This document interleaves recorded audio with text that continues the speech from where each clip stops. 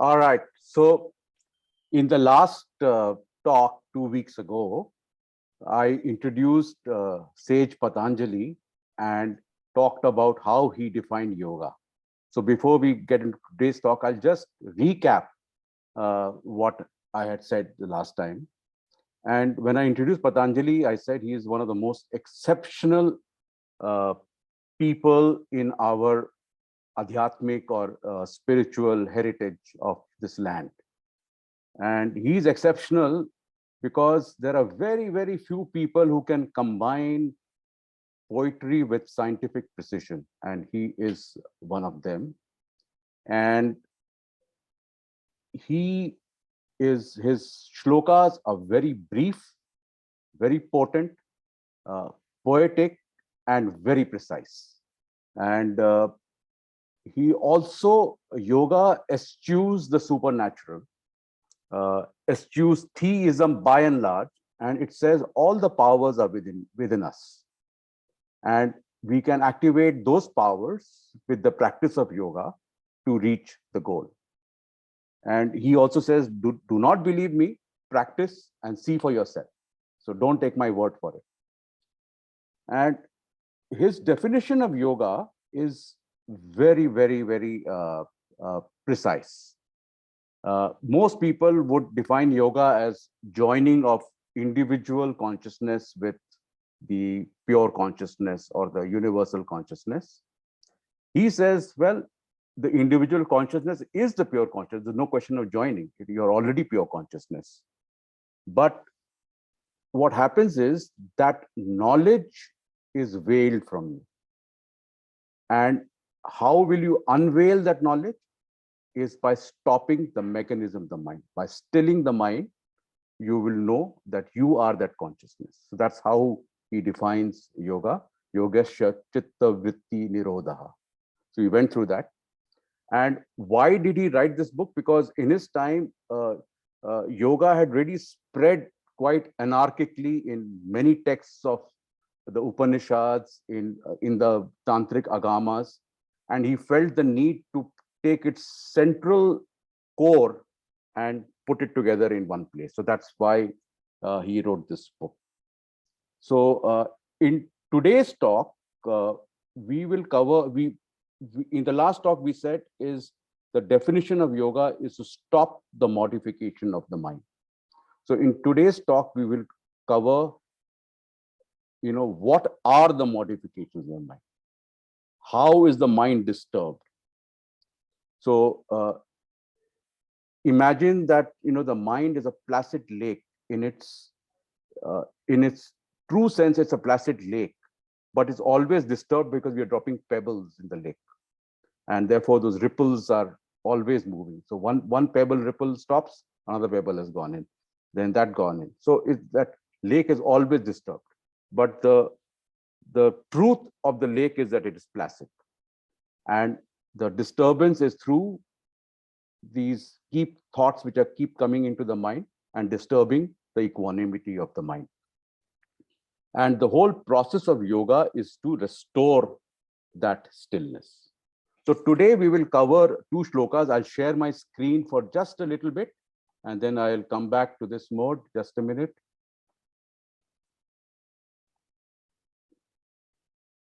Here we go. So we are going to cover just 2 shlokas today. One is Vrittaya Panchatya Klishta Aklishta, which means the modifications of the mind are 5-fold. I said he's very precise, so he says there are only 5 ways in which the mind, 5 categories of vrittis. And these vrittis can be either painful or not painful, Klishta Aklishta. And what are these 5 vrittis? Pramana, Viparyaya, Vikalpa, Nidra, and Smriti. Right knowledge, wrong knowledge, imagination, sleep, and memory. So it doesn't seem right to you just now, but I'll explain these 5 to you. Actually, there are 5 more shlokas after this.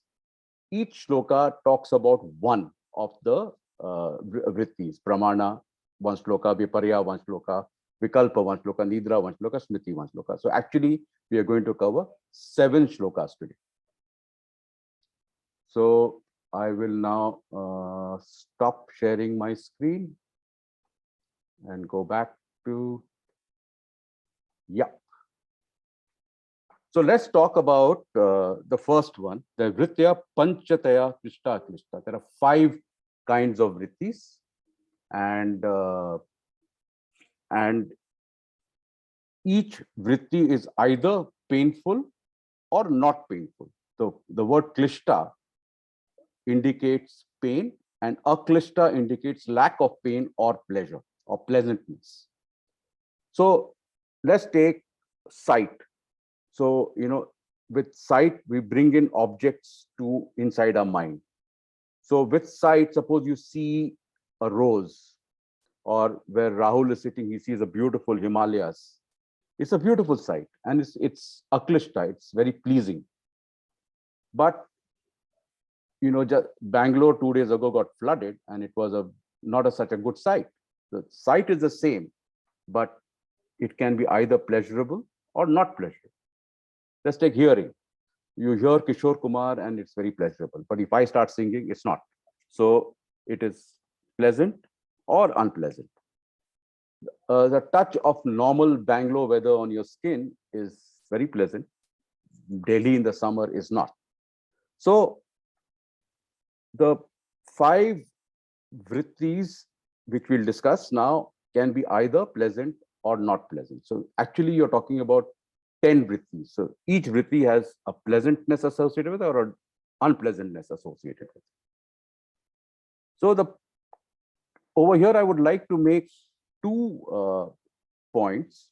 One is that the stillness of the mind is the natural state of the mind. The disturbed state is when that stillness is disturbed by some knowledge coming in. So every dimension of knowledge disturbs the mind. And knowledge comes in because there is a subject which is taking in the knowledge, and there's an object outside which is giving that knowledge. At a metaphysical level, the entire world is a vritti. So our Shastras, all our Shastras say that the reality of existence is pure awareness. It is pure consciousness. It is complete stillness. It is oneness. There's nothing else. That is the reality. Everybody says that. So the Vedanta calls it Brahman, Yoga calls it Purusha, Tantra calls it Shiva, Paramashiva. And that consciousness, the Shastras say, thinks, gives a thought of the world, and the world then becomes a fabrication on that consciousness. So the entire creation, entire universe, entire cosmos is a vritti in the mind of Param consciousness. And we humans have the power to develop that discrimination, to distinguish between creation, which is temporary and unreal, and the reality, which is that consciousness. And so this whole yoga is about that. Now we come to each of those 5 vrittis. The 5 vrittis are pramana, viparyaya, vikalpa, and smriti. So the goal of yoga is to cease the modification of the mind. And when that happens, the original state of stillness is restored. So imagine, I'll take an example. Imagine a bar of gold. And the gold has been crafted into a necklace, into a ring, into a bracelet, into an anklet. Now you can melt all these ornaments back into gold. So you can restore it to its original form, right? So the yoga is to restore that originally we are that pure consciousness, but we have ended up identifying with Prakriti or matter. So this is the goal of yoga. And how do you achieve that goal? By destroying the duality of subject and object. And when you destroy the duality, how do you destroy the duality? By stopping the modifications in the mind, just making the mind still, so that your mind is not involved in the subject-object dichotomy. The five-fold modifications are very, very carefully classified. Think of them as a mental factory. So imagine a steel factory. A steel factory will have one workshop which makes ingots, one workshop which makes sheets, one workshop which makes rods. But similarly, the mind is a factory which is taking in different categories of vrittis. So the first, think of it as a capacity of the mind. So the first capacity of the mind is right knowledge or pramana. You see a rose, and the knowledge which goes into your mind that it is a rose. Why is it a rose? Because the knowledge that gone into your mind corresponds with the object out there. So pramana is right knowledge. And it's, thank God that the mind has that capacity. If the mind didn't have the capacity of a right knowledge, it would be a devil's dance. His whole life would be devil's dance. You see a rose and think it's an elephant. So, and there are three ways of gaining that right knowledge. One is pratyaksha, or direct sensory evidence. You look at a mountain and see fire on the mountain, and you know, because you've directly seen the fire, you know that the mountain is on fire. The other is anuman, or inference. You see smoke coming out of the mountain and you infer that the mountain is on fire. And the third is shabda, or testimony. A person runs into the village and says the mountain is on fire. You have no reason to doubt the person's authority, nor doubt his ability to communicate correctly. So you take his testimony for it and say, yes, the mountain is on fire. Now, this is at a very mundane level, and Shabda is extremely key in Indian philosophical thought. And the reason is that Indian philosophical thought holds that the truth can be accessed only through intuition. Logically, you cannot access the truth. Logic can help explain the truth. That's a different issue. But to realize the truth is intuitive. And if it is intuitive, then the words of our rishis, the words of our sages, is taken as valid source of knowledge. The science doesn't do it because science is very objective. So it's a valid source of knowledge. And if you look at it at a metaphysical level, the first source of spiritual knowledge is Shabda. You read the Upanishads, you read the Bhagavad Gita, you read the texts of Tantra, you listen to a guru, and so yes, the world as we see it is not real. What is real is the underlying immanent consciousness, the Purusha, Brahman, Shiva, whatever you choose to call it. That's the truth. You don't know it yourself, but you take that as the truth. And what does Shabda do? It creates a very fertile, kshetra, a ground for you to contemplate, to reflect on this truth. And when you reflect on this truth, you listen to the logic, you listen to the reasons why Brahman or Purusha is the truth and matter is not the truth. When you listen to it, when you kind of go through the logic, you can infer that yes, what the scriptures are saying is true. And then that reflection will purify your mind, and then you get on to the spiritual ladder, and hopefully some of us will achieve Samadhi. In Samadhi, we see the truth directly. We see that we become that pure awareness. We become that consciousness.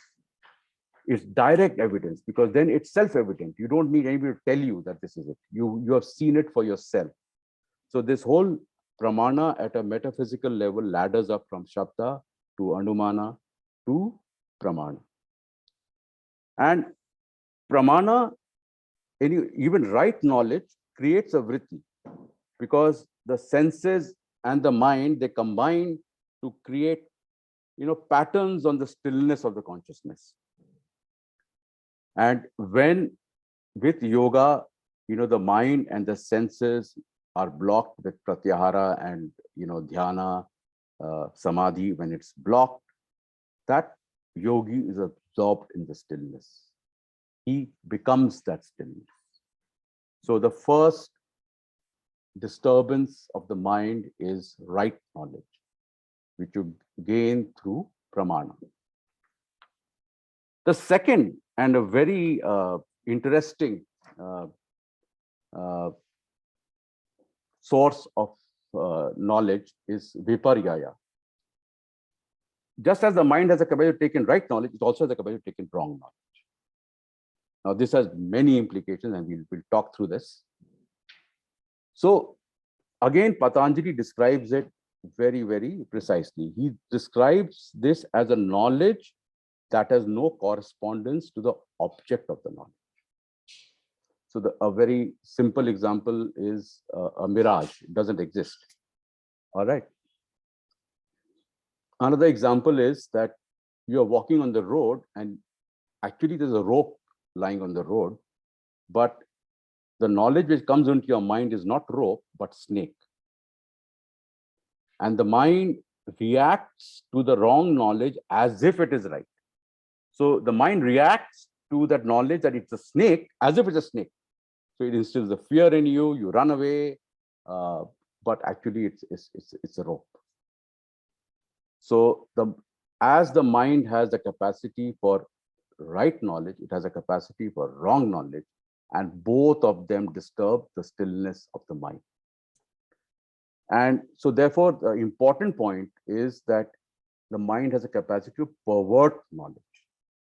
So at a psychological level, somebody says something to you, which you interpret, you pervert what that person is saying.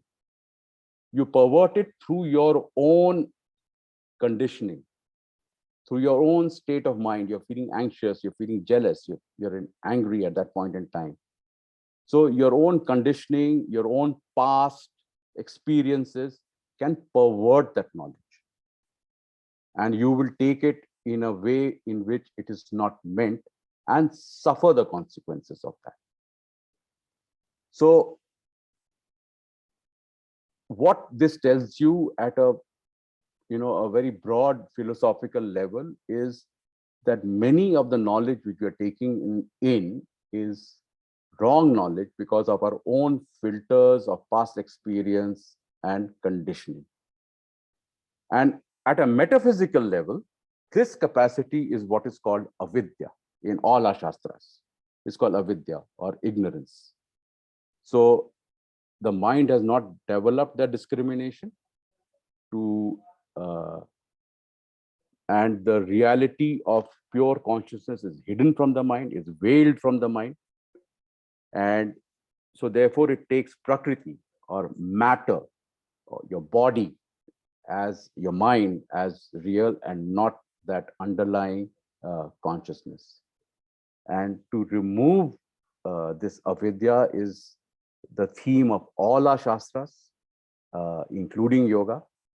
And yoga says, just stop the modification of the mind, and the pure light of awareness can be perceived directly. The third one is Vikalpa. It's imagination. So the mind has a capacity to imagine.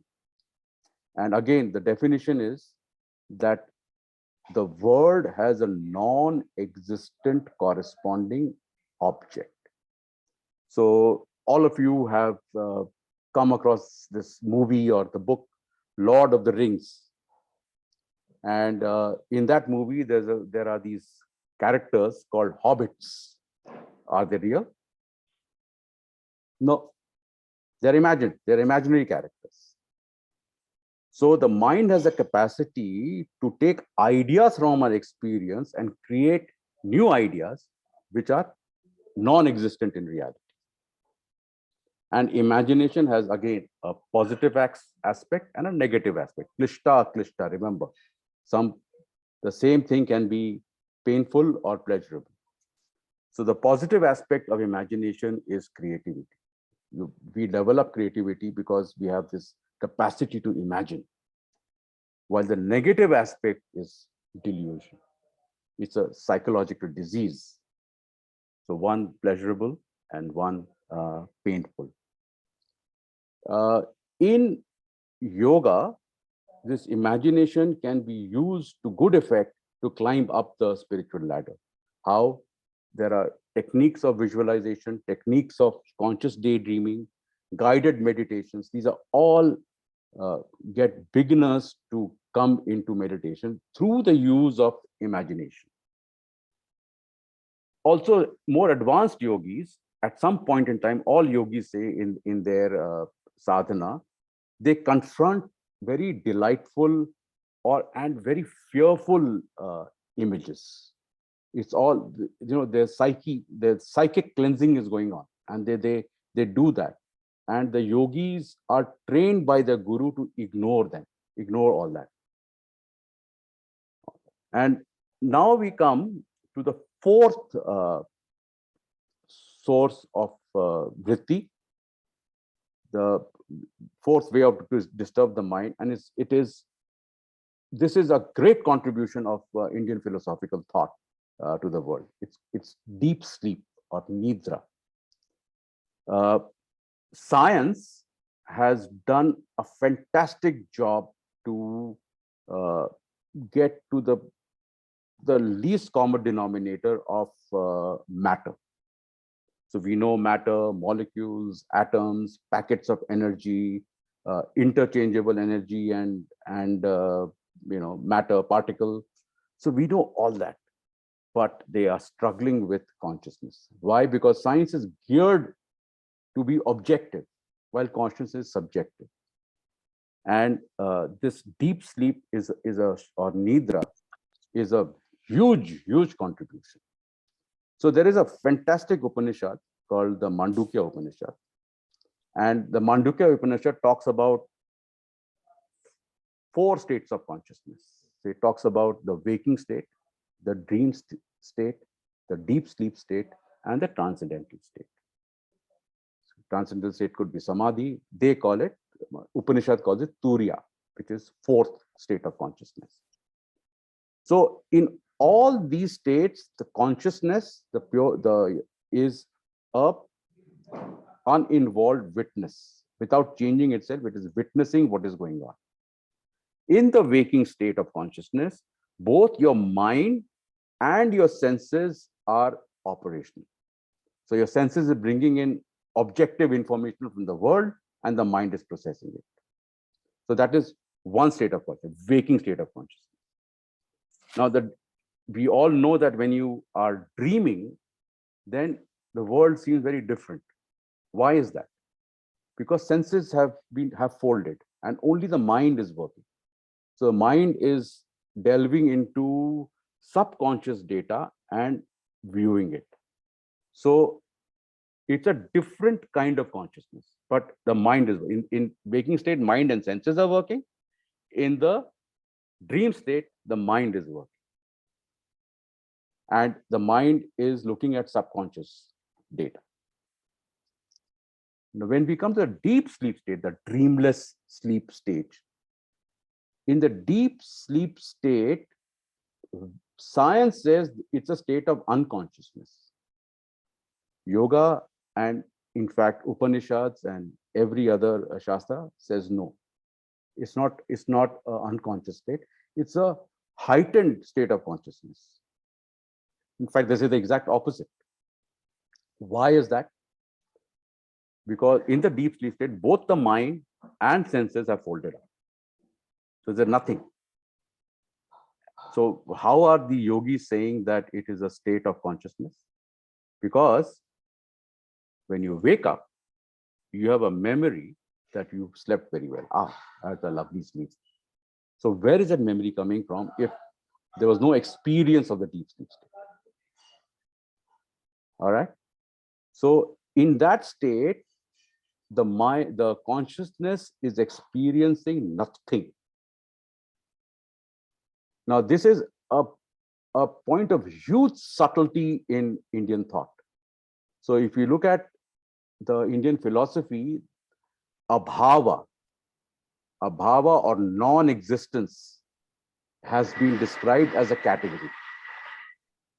Non-existence is a category, and they've studied it, they've defined it, so that to understand existence, you got to understand non-existence. So in the deep sleep state, what is happening is that the consciousness is experiencing nothing, but experience of nothing is not nothing. It is something. So it's a huge contribution to the thought of consciousness by this land, by our rishis. All right. Why is it important in spiritual development? Because deep sleep gives us a clue into samadhi. Actually, dream also gives us a clue into creation. Creation is the dream of the Paramatma. So deep sleep gives us a clue into samadhi. In both deep sleep state and samadhi, there are no objects. Mind is folded, senses are folded. But in one state, you are unconscious, and in another state, you're completely, fully aware. So it's the same thing.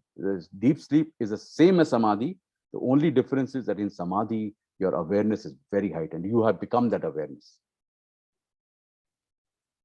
Okay, so therefore, deep sleep is a heightened state of consciousness. And finally, the fifth one is smriti, which is memory. So the mind has a capacity to hold on to experienced objects through memory. And if you don't have memory, as you know, before this talk we were discussing, Jyoti was saying our mother-in-law is experiencing dementia. It's a problem. All right. So memory is a very useful thing to have. It's something very useful, and it reflects in the waking state as recollection, and in the dream state as a play of subconscious memory. When in dream, nothing else, your subconscious is playing out, right? But both are disturbance on the placid lake of the mind. And this capacity too can be used rightly or wrongly. Memory, if yogis develop courage to look at past events which the memory is throwing up without coloring it with their imagination or blocking it, they will heal. I mean, it's a psychology. How do psychologists, therapists, they heal you? They say go into the memory and experience that event which is causing you problem as it is. So if you can do that with your memory, it's healing. But if you overlay that memory with your own lies, your own imagination and your own conditioning, etc., then the trauma can persist. So again, I want to make a point that Indian philosophical thought sees everything from a very comprehensive point of view of philosophy, psychology, theism, and spirituality. So to summarize, the mind has 5 and only 5 capacities, namely capacity for right knowledge, capacity for wrong knowledge, capacity for non-existent knowledge, capacity for no knowledge, and capacity for past knowledge. So what do we do? What do you do with this, all this whole discourse, which is very metaphysical and all that? What do you do with this in your life? So first is that if we were to develop that, discrimination and that power to take in as much right knowledge as possible, it will help us evolve as persons to deal with people around us, to deal with our lives much, much, much more realistically. Second is realize that wrong knowledge is coming from your own filters, your own color of your glass. And what's the color of your glass? It's your conditioning, it's your past, it's your hurt feelings, it is your unresolved issues and traumas, right? So they are coloring you, and wrong knowledge is seeping in, right? So if we can deal with that, and yogis do deal with that, or any sampradaya you go to and get into their program, there are ways to deal with it, not as painful as what modern therapists do, but in their own way. They will do some chakra healing, this healing, that healing, but they do deal with all this so that you are freed from this. Unless a yogi is freed from his conditioning and his trauma, he can't climb up the spiritual ladder. All right. Third, imagination. Develop imagination for creativity. Don't delude yourself with imagination. That is unproductive. I mean, you delude yourself, what's the big deal? So use that imagination to develop your creativity. And memory, as I said, if you get to memory without, as it is, then it can heal traumas. So this is what I had to say today. Thank you very much. And yeah, yep. I'll be happy to take questions.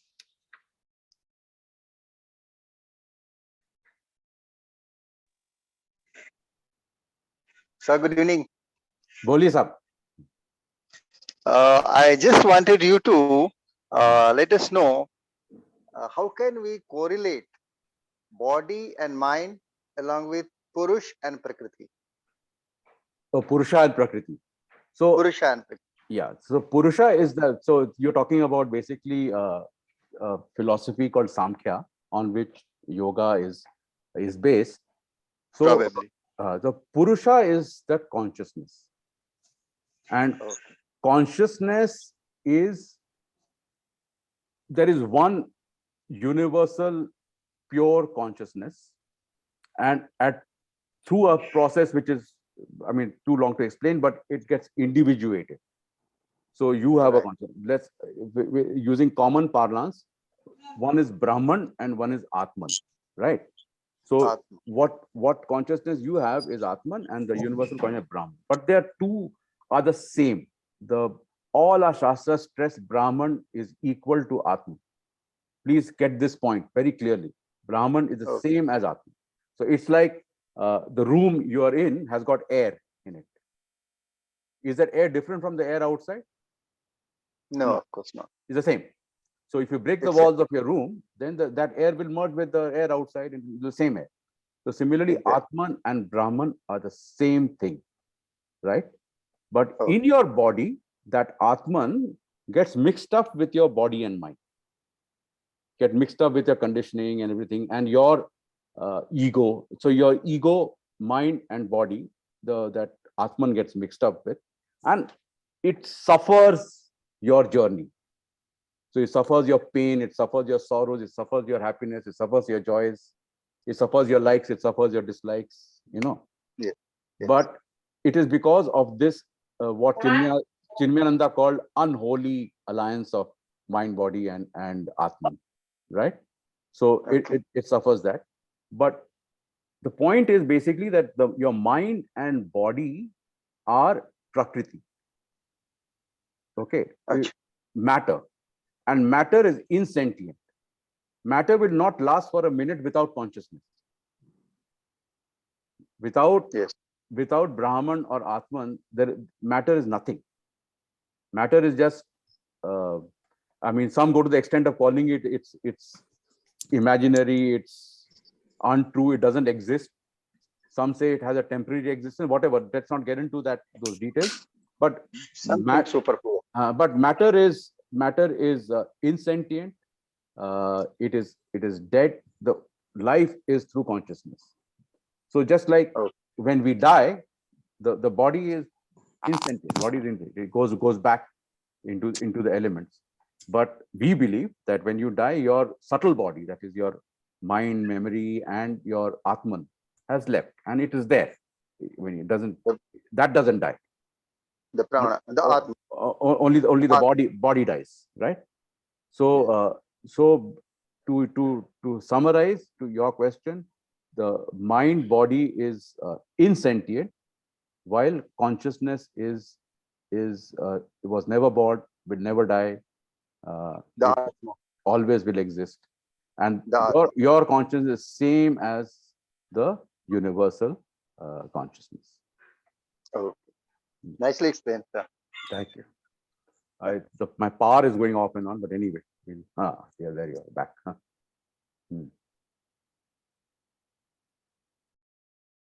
Rahul, you want to add something with your knowledge of this?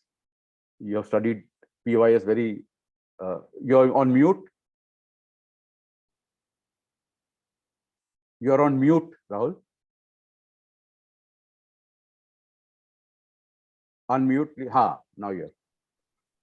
Sorry, yeah, what were you saying? Is there something you want to add? You're yourself very, very familiar with Patanjali Yoga Sutra. The Yoga Sutra is just one of the most amazing piece of philosophy which has been beautifully put by Patanjali. And I think you've explained it really well. I mean, every time you read the Yoga Sutra, you will derive different meaning. Yes, absolutely.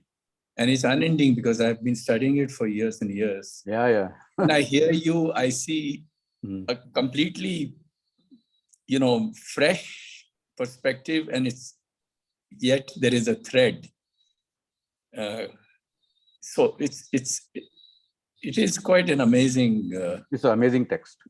Amazing text, yeah, and every time you will read or study or have a discourse on Yoga Sutra, you will get a different meaning. I mean, it won't be a different meaning, but it would be another perspective, and it would be all still makes like. Yeah. It's quite amazing. But I really love the way you have said it. It moves very sequentially. That's why it's called the sutra.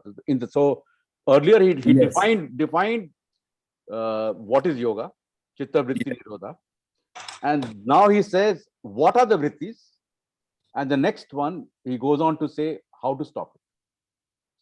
Yeah.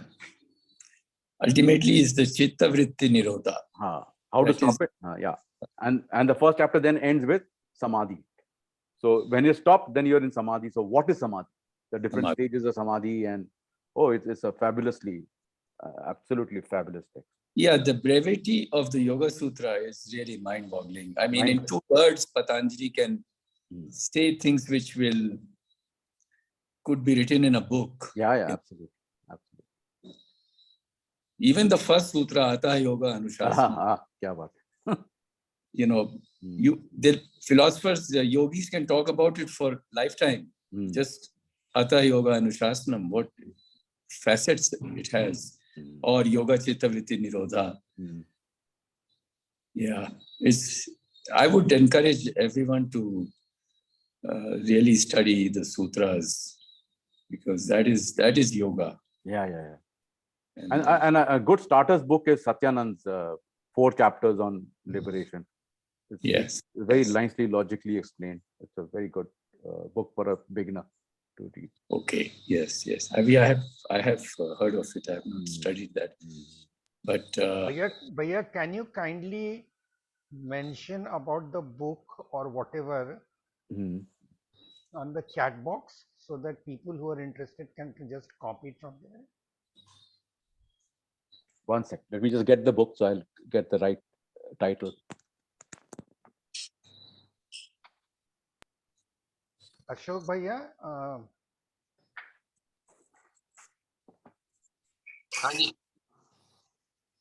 हाँ, अब आप जो राहुल भैया से उस समय पूछ रहे थे. This is the book, if you can see. अच्छा, okay. Can you see the book? Yeah. Okay. I'll write in the chat box also. हाँ, chat box में खाली वो लिख दें आप. By Satyananda.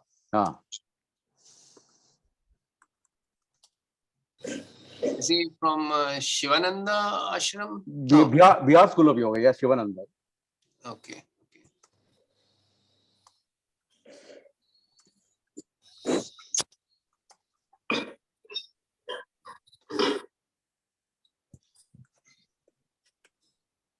thank you very much, Atul. Yeah. Thank you. Any questions? Because Yeah. I do know for a beginner it can be quite heavy. I've tried to. भैया आपके I think कहने पे Chandrasekhar NS has just joined. Oh yes. He said he'll join later today. Yes. He has logged in from which location? Chennai. Okay, great. Dr. Sinha, you said deep sleep is it the last stage to Samadhi or close to Samadhi?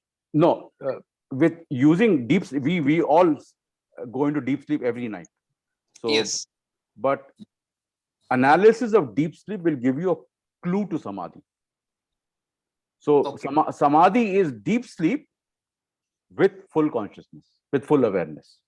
So in deep sleep, the conscious doesn't work. No. So okay, this is the confusion. Yeah. The conscious is always there. Always there. Your Atman Purusha is always there. Yeah. But in deep sleep, that consciousness does not have any object or any thought to focus on. The mind is folded and your senses are also folded. Okay. So there's nothing disturbing that consciousness. So but the consciousness is aware that there is nothing. So there is that awareness. So there's consciousness, awareness of nothing. But in deep sleep state, consciousness is there, nothing is there, but the awareness we don't have. So the only way we know that consciousness is there is when you wake up in the morning with bahut acha neend aaya. But in Samadhi, the consciousness is there, nothing is there, there's no object, no mind, no senses, but the awareness is also there. Okay. So I'm to your question, I'm making distinction between consciousness and awareness to explain this. Okay. Good. Okay, Thank I you. have a question, Yes, if I may. I don't know if we have time or if anybody else has to speak. No, nobody has to speak. No, we have sufficient time, don't worry. Okay, so I listened to you throughout with rapt attention, and I feel that our science, the so-called Western science, is actually based on whatever you just now told. In fact, this concept of deep sleep and reaching Samadhi. Deep sleep is supposed to be non-REM sleep. Correct. Where the body is supposed to undergo all its healing. Right? Absolutely. All the repair and everything happens in the deep sleep. And if somebody has proper deep sleep, he or she will never develop any chronic disease. So I heard whatever you have said, and there is a treasure trove of knowledge there. It's an ocean of knowledge. But the problem is the same problem which I have faced, and I'm sure everybody else has faced. I feel that this knowledge should not be exclusive. It has to be propagated. But I sometimes feel that there are lots of barriers in achieving this knowledge. First of all, it is written in a language which unfortunately nobody has ever cherished, nourished, encouraged, or even let live, which I believe is Sanskrit. I'm not sure in what language Patanjali has written his sutras. Sanskrit. So, yeah. So why is Sanskrit not coming back? Why is it not coming back in India? Why German people are focusing on Sanskrit? Because they are finding that it's a very logical language, which helps in their binary coding system of computers. But why is it not happening in India? And why, whatever you are saying, it is not made in such a way so that everybody can understand? Why should there be exclusivity? Because after all, whatever you have said, it has enormous amount of goodness in it. Nobody can deny it. Like if everybody follows whatever is written in these scriptures, I don't think there will be any kind of mental or emotional imbalance in the world. Everybody will be very happy, and there will be no wars. There will be no ego problems. And people will be less consumer. They won't be so. Engaged in consuming things, right? So as a result, business and commerce might slow down in the beginning, but eventually it will be good for the human race. So my question to you is this: that has anything been done to make this knowledge not exclusive, and so that even somebody from the most deprived stage of society have access to this knowledge? Because when these things were written, that time they had, but now it is in a stronghold of only few people. So what's the point of only few people having access to this knowledge when it is meant for universal good and truth? So why should not it be spread? Because whatever you have said, it encompasses neuroscience also. If somebody has delved deep into neuroscience, they will know exactly what I'm talking about. If somebody has gone to a psychotherapist, they will know what I'm talking about. Psychiatrists, they are doctors. They deal with chemical drugs.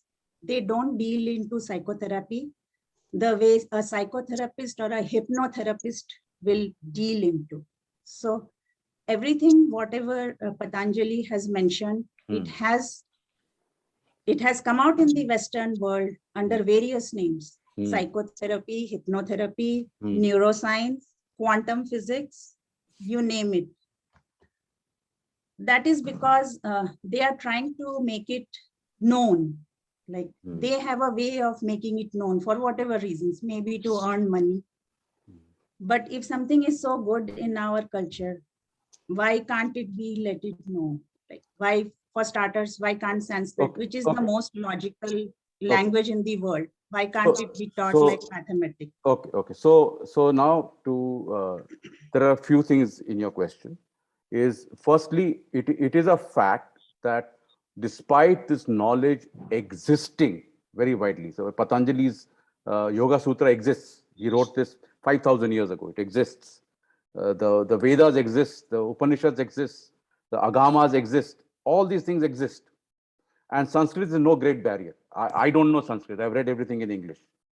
I know 15-20% Sanskrit. Okay. So language is never a barrier.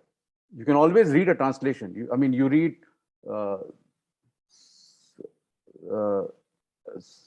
Russian authors in English.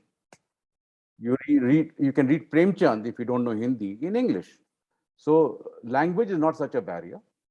If you know Sanskrit, yes, it will be, you will get much more richness out of it, but it's not a barrier really, and all that knowledge exists. So to one point, yes, we kind of lost that knowledge. Why? Because let's say the West kind of ruled the world, so to say. Not so much in terms of politically ruled the world, but culturally they ruled the world. And so there was a particular worldview. But you have to look at the small steps which are being taken. So, for example, the declaration of the World Yoga Day a few years ago was a huge step. And it was done in a completely by consensus of, say, 190 countries. The UN declared it, the World Yoga Day.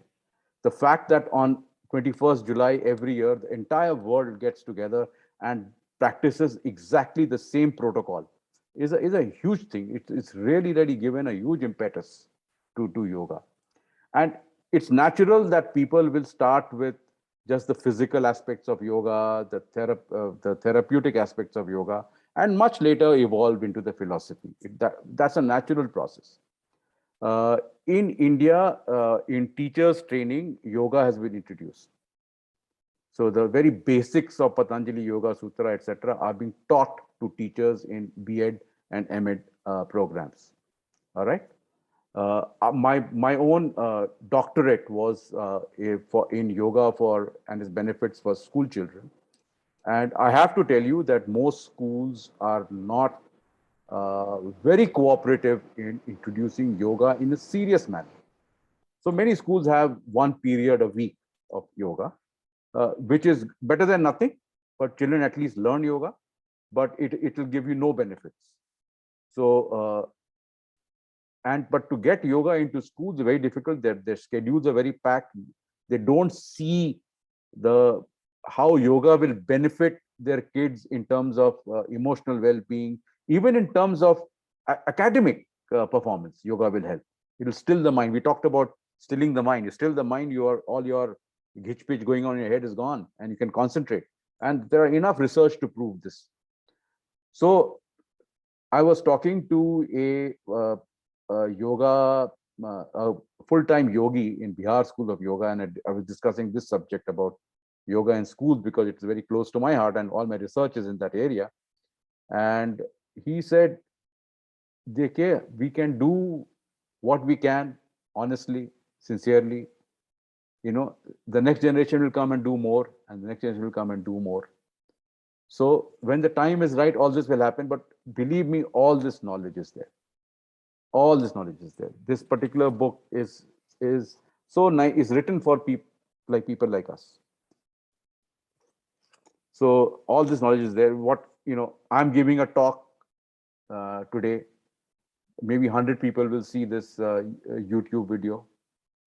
So yes, so just take the small victories and go on. But I can see that there is a revival happening. And a revival doesn't happen smoothly. There is opposition to the revival. There is some people who will do it.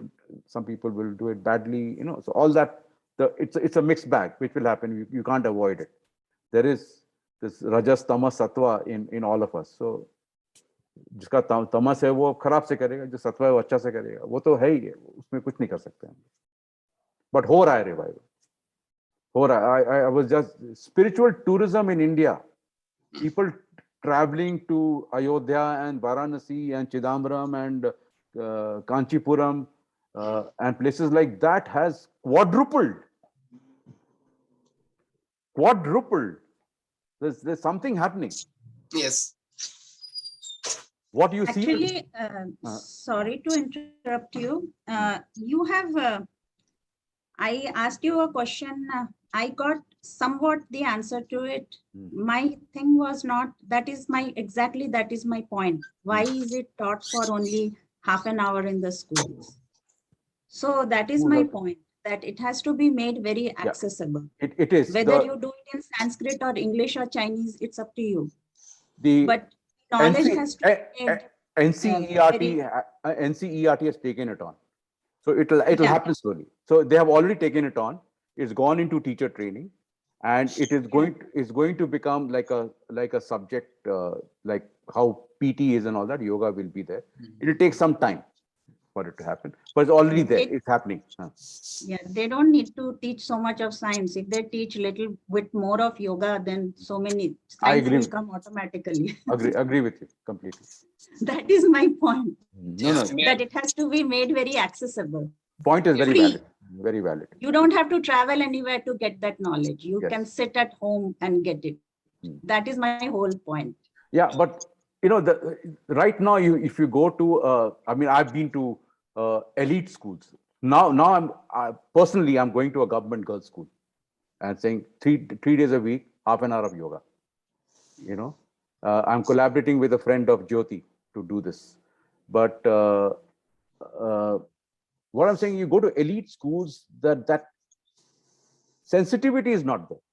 They say, not there. They think is in priority, it goes down. The schools are very stressful environment for teacher and student, which is a very sad thing. Very sad thing.